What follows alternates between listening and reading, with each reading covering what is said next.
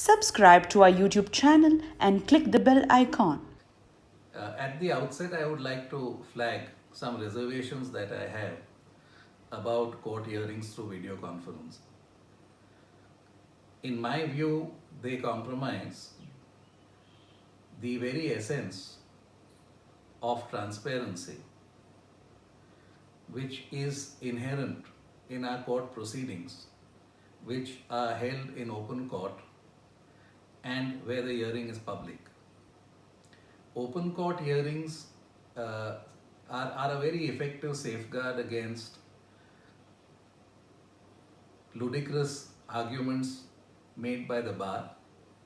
as well as autocratic functioning of courts, and therefore such public hearings inspire confidence of the general public. I would therefore argue that even at the time of the present pandemic, hearings should still be held in open court, and there can be enough safeguards to ensure that the health of the court staff, the bar, the judges, etc. is not in any way affected by this pandemic by, if necessary, listing fewer matters, having more shifts in which the courts work, as well as by having shorter lists. In that manner, we can ensure that the quality of the hearing or the general fairness of the hearing or the openness of the hearing from the perspective of the general public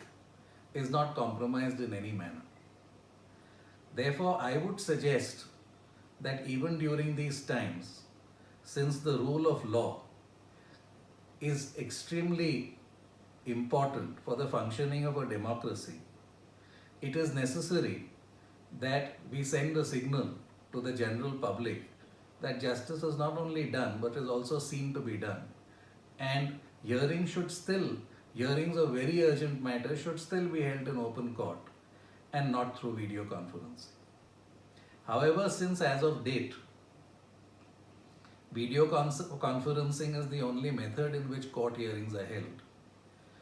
the bar does not have any option but to address the court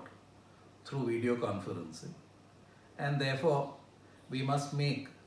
the most that is possible in these circumstances, as we can only address the court through this particular medium. Having said that,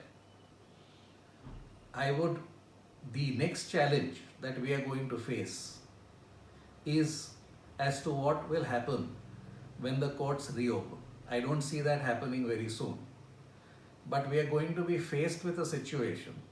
where there's going to be a huge amount of backlog with regard to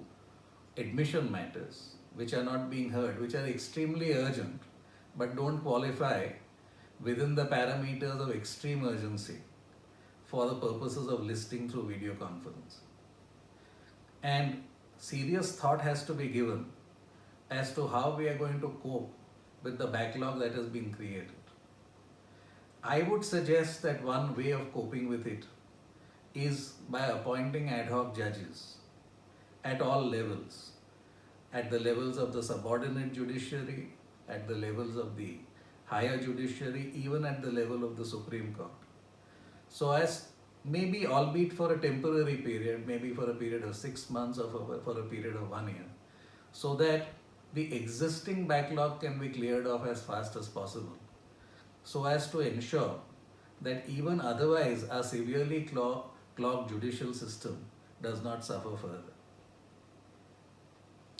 As to how the bar is generally coping at this point of time, or as to whether